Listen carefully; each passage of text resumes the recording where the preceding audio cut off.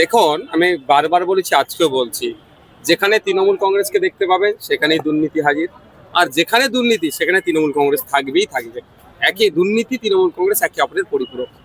এই যে নতুন লিস্ট আপলোড করেছে, এতদিন আমরা জানতাম যোগ্য শিক্ষকদের লিস্টে নাম আসবে, তারা স্কুলে যাবে, এই দেখতাম। এখন অযোগ্য শিক্ষকদের লিস্টে নাম আসছে। এগিয়ে বাংলা নয়, এটা পিছিয়ে যাচ্ছে বাংলা। তা আমি জোর গলায় বলছি, যে লিস্টের পাবলিশড হয়েছে 1803 জন, আমার সন্দেহ হচ্ছে সঠিক তদন্ত হলে দেখা যাবে এই লিস্টেও ঝোলঝাল আছে, অর্থাৎ পানি মেশানো আছে, আরো বাড়বে। আমি বিশ্বাস করি না 26,000 চাকরির মধ্যে মাত্র, আমার বিশ্বাস হচ্ছে না 26,000 চাকরির মধ্যে মাত্র 1803 জন অন্যায়ভাবে, অনৈতিকভাবে ঢুকেছে। যদি মাত্র 1803 জন হতো তাহলে এত জল ঘোলা করতো না। আর তারপরে যাদের এখন নাম অলরেডি পাবলিশড হয়েছে, কারা? শাসক দলের ছত্রছায়া। কোনো জায়গায় বিধায়কের মেয়ে, কোনো জায়গায় বিধায়কের বৌমা, কোনো জায়গায় কাউন্সিলর, কোনো জায়গায় প্রাক্তন কর্মদক্ষ, মানে একদম দল। আমাদের আজকে একটা বক্তব্যে বলছিলেন যে শাসক দল আর সরকার দুটো গুলিয়ে ফেলছে, দল আর সরকার সেই ধরনের হয়ে গেছে। দুর্নীতি করেছে একদম পুরো সাঙ্গপাঙ্গকে নিয়ে। তবে আমি একটা কথা বলি, যারা দুর্নীতি করেছে সবাই কিন্তু টাকা দিয়ে করেছে।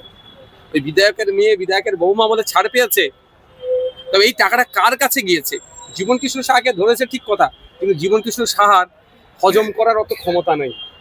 আমি একটা দায়িত্ব নিয়ে বলতে পারি, কারণ যে যদি ওর হজম করার ক্ষমতা থাকতো, ও তাহলে অফিসারদেরকে দেখে, ইডিকে দেখে না ছুটে ভেগে পালাতো না। কারণ যার এত টাকা হজম করার ক্ষমতা আছে, তাহলে তাকে ম্যানেজ করার ক্ষমতা আছে। কারা পালাচ্ছে না একটু দেখুন, তাদের হজম করার ক্ষমতা আছে। তাহলে আমার প্রশ্ন এখানে, ওই টাকাটা তুলে যাদেরকে দিয়েছে, অর্থাৎ রাঘব বোয়ালগুলোকে কবে খুঁজে বার করবে? এই গল্প রাখতে বলুন। এর আগে সিবিআই গল্প করেছে, এখন ইডি আমার মনে হয় গল্প করছে। আমরা চাই এই দুর্নীতির রাঘব বোয়াল যারা যারা মেধাকে বিক্রি করেছে, তাদের প্রত্যেকটাকে ধরে জেলের মধ্যে রাখা হোক। বিহারে এসআইআর হয়েছে, সেখানে 65,000 ভোটারকে 65 লাখ গেছে। সেখানে এটাও দেখেছি যে অনেকে জীবিত রয়েছে, রাহুল গান্ধী সেখানে চা খেয়েছেন। আপনারা বলছেন যে বাংলায় এসআইআর হয়, তাহলে ভয় নেই, কেন ভয়টা নেই? না, আমাদের কথাকে অপব্যাখ্যা করবে। আমাদের দুটো কথা হচ্ছে। আমাদের পার্টির লাইনটা বলে দিচ্ছে আগে। আমাদের পার্টির লাইন, আমি যে পার্টি থেকে বিলং করি, সে পার্টির লাইনটা হচ্ছে এসআইআর নিয়ে নাগরিককে আতঙ্কিত করা যাবে না, নাগরিককে হয়রানি করা যাবে না। আতঙ্কিত মানে এই যে নাম কেটে দেবে, আমি নাম বাঁচিয়ে নেবো, এটা বলে আতঙ্কিত করা হচ্ছে। ঠিক নোটবন্দির সময় দেখবেন আমাদের বাড়ি গ্রাম্য এলাকায় মা বোনেদের হাতে কত ছিল? 5,000, 10,000 টাকা, ম্যাক্সিমাম 20,000 টাকা স্বামীদের কাছ থেকে বা বাড়ির লোকের গার্জিয়ানদের কাছ থেকে 500, 1,000 টাকা করে নিয়ে জমিয়েছিল। আর 500 টাকার নোটগুলো দেখবেন গ্রামের এটা চলে, এরকম করে নোটগুলো মেয়েগুলো জমিয়ে রাখতো। যখন নোটবন্দি হচ্ছে, ওদের মাথা খারাপ হয়ে যাচ্ছে। যারা হাজার হাজার কোটি টাকা 2 নম্বরই করে রেখেছে, তারা চিন্তিত নয়। আমাদের গ্রামের মা বোনেরা, হে বাবারে কি হবে রে, টাকা চলে গেল হচ্ছে, আতঙ্কিত করা হয়েছে। তো আচ্ছা, তাদের 10,000 টাকা, 20,000 টাকা। তো আমার বক্তব্য এটাই যে এই আতঙ্কিত করা যাবে না। এসআইআর হওয়ার জন্য একজন মানুষ মারা গেল, খবর পেয়েছেন তো? সে আতঙ্কিত হয়েছে বলতে মারা গেছে। আমরা দেশের নাগরিক, আমার বাপ দাদা পূর্বপুরুষ দেশের জন্য লড়াই করেছে, দেশকে স্বাধীন করেছে, আর আপনি আমাকে আতঙ্কিত করবেন? এই আতঙ্কিত করা যাবে না। আর দ্বিতীয় কি বলেছি, যদি কোনো দ্বিতীয় আমাদের অবস্থান, কোনো বিএলও যে বুথ লেভেল অফিসার যদি কাউকে ডাউটফুল ভোটার ঘটছে, সে প্রকৃত ভোটার, তাকে জীবিত আছে মৃত বলে যদি করে, আমরা ছেড়ে কথা বলবো না। আপনারা দেখুন যেভাবে বিহারের এক্সপোজ হলে কি করে, সুপ্রিম কোর্টে গিয়েছিল বলতে এক্সপোজ হয়েছে। তো আমরা কি ছেড়ে কথা বলবো? ওবিসির জন্য যদি সুপ্রিম কোর্টে যেতে পারি, ওয়াকাফের জন্য যদি সুপ্রিম কোর্টে যেতে পারি, আপনার সিএ এর জন্য সুপ্রিম কোর্টে যেতে পারি, তাহলে আমার একটা বৈধ ভোটারকে অবৈধ ঘোষণা করবে, আমি ছেড়ে দেবো নাকি? আমিও যাবো, আমাদের ফোরাম আইনি লড়াই করবে। তো সুতরাং আমাদের বলার বক্তব্য এটা ক্লিয়ার হচ্ছে যে আতঙ্কিত হবেন না। আপনি বৈধ ভোটার, আপনি কেন আতঙ্কিত হবেন? আপনাকে যারা অবৈধ ভোটার ঘোষণা করার চেষ্টা করছে, তাদের বিরুদ্ধে আমাদের লড়াই। আমাদের ফোরামের আমাদের বক্তব্য কি, যে ডি ভোটার বানানোর যে কুচক্রি আছে, তাদের বিরুদ্ধে আমাদের ধন্য, এটা মাথায় রাখতে হবে। আর যাতে না পশ্চিম বাংলায় এসআইআর এর নামে জীবিত ভোটারকে মৃত ভোটার না করে দেয়, তার জন্য তো আগামীকাল আমাদের ফোরামের পক্ষ থেকে ডেপুটেশনও দেওয়ার আছে। নির্বাচন কমিশন বলছে যে 2002 সালে ভোটার লিস্ট থাকতে হবে, তাদের নাম আছে। কিন্তু যারা হিন্দু অভিবাসী বাংলাদেশ থেকে এসেছে, তাদের অনেকেরই 2002 সালে ভোটার লিস্ট নেই। তাদের জন্য তো আতঙ্ক। প্রশ্নটা হচ্ছে দারুণ কথা। এই প্রশ্নটা একদম গুরুত্বপূর্ণ প্রশ্ন করেছেন। এটা শুভেন্দু অধিকারী কেন বলছে না? শুভেন্দু অধিকারীকে লাস্ট 3টে ভোটে যারা ভোট দিয়েছে, লাস্ট 3টে নির্বাচনে শুভেন্দু অধিকারীরা যাদের ভোটটা সব থেকে বেশি পেয়েছে, সেই সমাজকে শুভেন্দু অধিকারী আজকে কি করতে চাইছে? ডি ভোটার বানাতে চাইছে। নির্বাচন কমিশন 2002 এর আপনার আমার আছে, নওশাদ সিদ্দিকীর বাপের আছে, আমার আব্বার আম্মার নাম আছে, এখানে যারা আছেন অনেকের আছে। কিন্তু বিশেষ করে বনগাঁ, স্বরূপনগর, বাগদা, হাসকালি, নদিয়া, এই চত্র এলাকার মানুষরা অনেক পাবে না, তাহলে তারা কোথায় যাবে? তারা কোথায় যাবে? এইটা নিয়েই তো আমাদের প্রশ্ন। সেই জন্য সেই আজকে দেখছেন আমাদের ধর্ণা মঞ্চে মতুয়া সমাজের মানুষ এসছেন, বিভিন্ন সমাজের মানুষ এসছেন ঐক্যবদ্ধভাবে। যারা আমাদের ফরেন পলিসি অনুযায়ী যারা নাগরিকত্ব পেয়েছেন তাদের 2002 ওই লেভেলটা যে দিয়ে তাদেরকে অবৈধ ভোটার ঘোষণা করার চেষ্টা করছে, আমরা তার বিরুদ্ধে লড়াই করব। অর্থাৎ শুধুমাত্র নওশাদ সিদ্দিকী মুসলমানদের ভোটাধিকার না কেড়ে নেয় তার লড়াই করবে না, আরও যে সমস্ত জনগোষ্ঠী আছে তাদের পক্ষ নেবে। আমরা যেমন নেবো, আমাদের কনস্টিটিউশন প্রোটেকশন ফোরামও নেবে। কেন্দ্র সরকার থেকে বিজেপি আর আমি একটা কথা বলবো, এইটা যখন অমুসলিম ভাইদের, বিশেষ করে মতুয়া ভাইদের কথা তুলবেন, তারা কি বলবে? সব আমরা করে দেবো। দেখবেন বাইরে যাওয়ার জন্য অল ইন্ডিয়া মতুয়া মহাসংঘের কার্ড দিয়েছিল, নাকি সারা ভারতবর্ষে যেখানে যাবে তুমি বেঁচে যাবে। মহারাষ্ট্রে ওই কার্ড থাকার পরও তাদের আটকে ছিল। অত সহজ নয়, গল্পই হয়ে যাচ্ছে। বলছে সিএ করে নাকি নাগরিকত্ব দেবো, কিন্তু সিএ এর নাগরিকত্ব দেওয়ার এখানে একটা প্রভিশন দেওয়া আছে, ধর্মীয় কারণে উৎপীড়ন হলে, ধর্মীয় কারণে অত্যাচার হলে তবে আপনি নাগরিকত্ব পাবেন। তো আমি ধর্মীয় কারণে অত্যাচার হয়ে বাংলাদেশ থেকে এসছি কি আসেনি? মুসলমানদের কথা বাদ দিয়েছে, ওই জন্য চ্যালেঞ্জ করেছি আমি সুপ্রিম কোর্টে।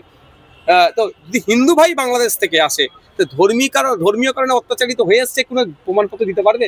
আমি সত্যিকারে ধরে নিলাম তর্কের খাতিরে যে একটা ভাই ধর্মীয় কারণে উৎপীড়ন হয়ে চলে এসেছে তার বসত বাড়ি ছেড়ে, কিন্তু সেখানে নিজের জানের বাঁচবার জন্য দেশ ছেড়ে পালিয়ে আসবে না? লোকাল থানাতে গিয়ে একটা জিডি করবে, এফআইআর করবে, তারপরে আসবে?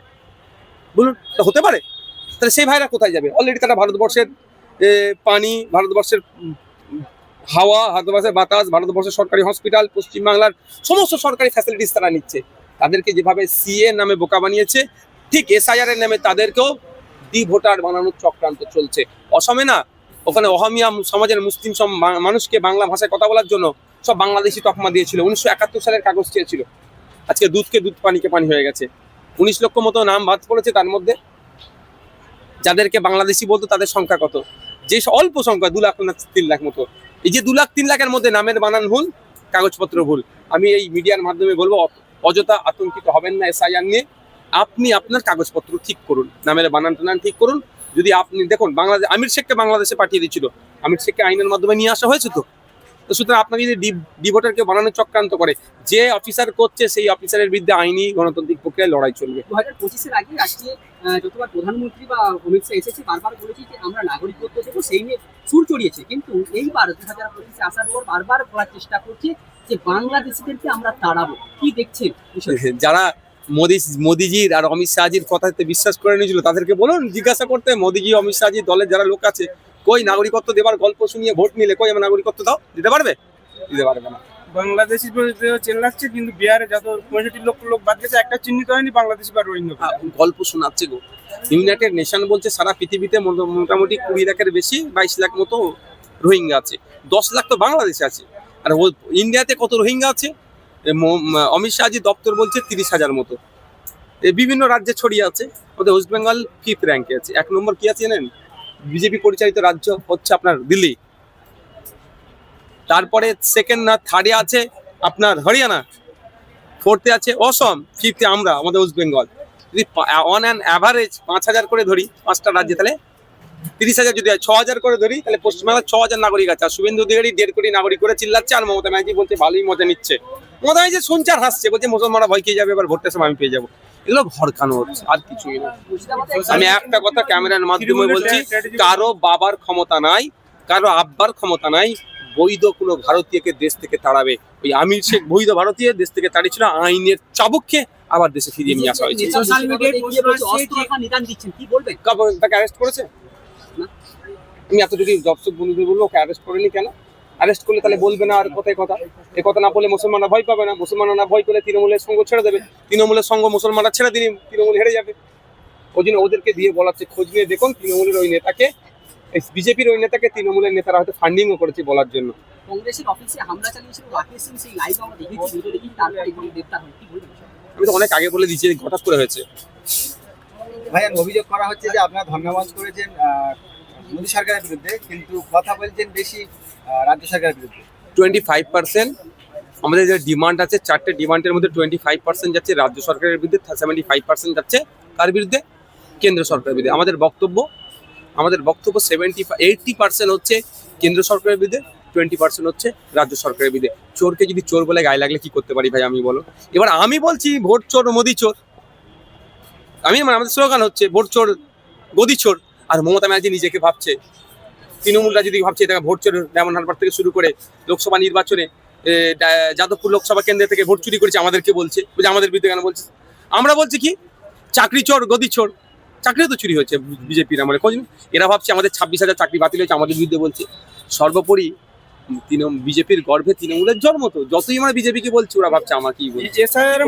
এসআইআর মূলত স্ট্র্যাটেজিক্যালি তৃণমূল কংগ্রেসের ফায়দা হচ্ছে। এসআইআর নিয়ে আতঙ্ক যত করতে পারে তৃণমূলের তত লাভ। ঠিক সিএ এনআরসি নিয়ে যত আতঙ্কিত করে তৃণমূল লাভবান হয়েছিল। আপনার বুকে যে ঘুষি বলছি যে সোশ্যাল মিডিয়া প্রশ্ন হচ্ছে যে এসডিপিআই এবং আইএসএফ এটা হচ্ছে বিজেপির দালাল, তারপরও তারা দুজন মিলে একটা যৌথ ধর্ণা মঞ্চ করছে, এরকম মানে কমেন্ট আসছে, কি বলবেন? Let me finish. SDPI, ISF, IULM, ML, WPI, Azad সমাজ পার্টি, সংখ্যালঘু যুব ফেডারেশন, আমাদের 31টা সংগঠন নিয়ে আমরা শুরু করেছিলাম। আজকের দিনে সেটা 40টার উপরে পৌঁছে গেছে। আপনারা দাঁড়ান বলতে দিন। তো ব্যাপারটা হচ্ছে হ্যাঁ, এসডিপিআই, আইএসএফ, WPI, মুসলিম লীগ তো বিজেপির সাথে সংসার করেছিল। রেলমন্ত্রী আবুল সাহেব ছিলেন, দপ্তরবিহীন মন্ত্রী নওশাদ সিদ্দিকী ছিল বিজেপির আমলে। ফ্রন্টে নিয়ে এসে লড়াই করব আব্বাস সিদ্দিকী বলেছিল বিজেপিকে, 1998 সালের আনন্দবাজার পত্রিকায় ছেপেছিল। এসব বোকা বোকা প্রশ্ন করতে বারণ করো। আমাদের লড়াই বিজেপি তৃণমূলের বিরুদ্ধে। আমরা বিজেপিকে পশ্চিমবাংলা যে জায়গাটা দিচ্ছে তৃণমূল, এই দুটো অপশক্তি আমরা মনে করি, এই দুটো শক্তি পশ্চিমবাংলার সম্প্রীতি ঐক্যকে বিনষ্ট করছে, এদের বিরুদ্ধে লড়াই করছি। তবে আমি একটা কথা বলবো, বিজেপির দালাল প্রমাণিত নয়। বললে যদি ট্যাক্স লাগতো তাহলে বলা বন্ধ করে দিত, 1 নম্বর। দ্বিতীয় কথা হচ্ছে ওরা বলে কি বিজেপি নাকি আমাদেরকে টাকা দিয়েছে। এত মিডিয়ার ভাইরা আছে, তো আমি একটা বার্তা দিচ্ছি, যে ভাই বলছে বিজেপি আইএসএফকে টাকা দিয়েছে, দেখতে পাইনি কেউ। আমি প্রকাশ্যে বলছি আপনি টাকার ব্যবস্থা করুন বিজেপির কাছ থেকে, নওশাদ সিদ্দিকী আইএসএফ নেবে। যে ভাই ব্যবস্থা করবে তাকে 90% আমি টাকা দিয়ে দেবো, মাত্র 10% টাকা আমি পার্টি চালাতে লাগাবো। যাও, থ্যাংক ইউ। ঠিক আছে, তাকে বলে